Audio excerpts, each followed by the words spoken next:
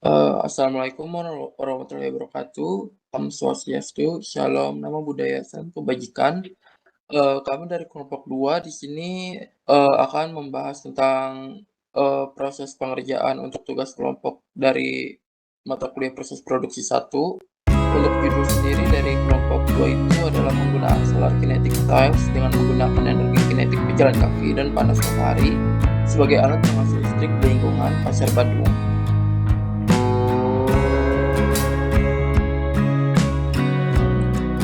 Untuk anggota kelompoknya ada 6 orang, ada saya sendiri Kak Hanif 113, Andreas Nim 118, Ilham Nim 107, Talita Nim 114, Aryan Nim 124, dan Billy Nim 135.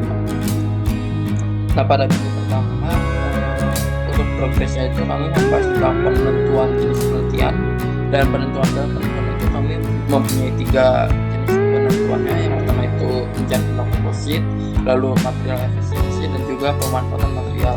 Nah, dari penentuan ini kita sudah menemukan fixnya, yaitu pemanfaatan material untuk hal lain.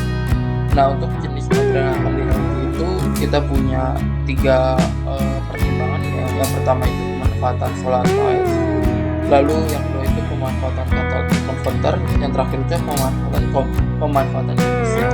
Untuk yang fixnya itu kita menggunakan pemanfaatan solar tiles. Nah, pada minggu kedua ini kita mencari jenis-jenis dari solar tiles sendiri.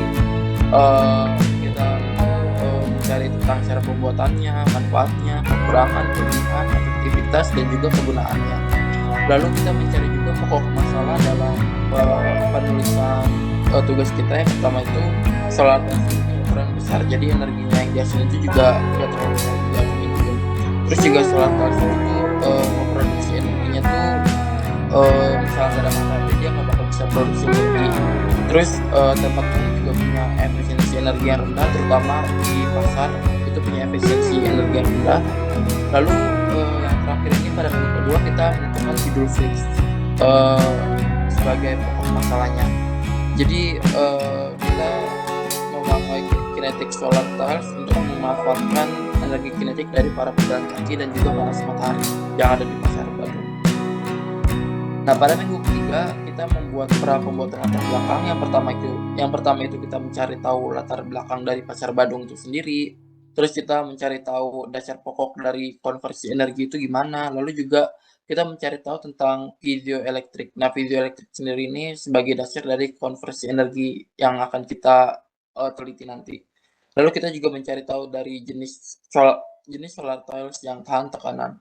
Lalu di minggu ketiga kita membuat latar belakang. Pembuatan itu selama 3 hari dengan pembuatan itu oleh saya sendiri, Talita, dan Galdi.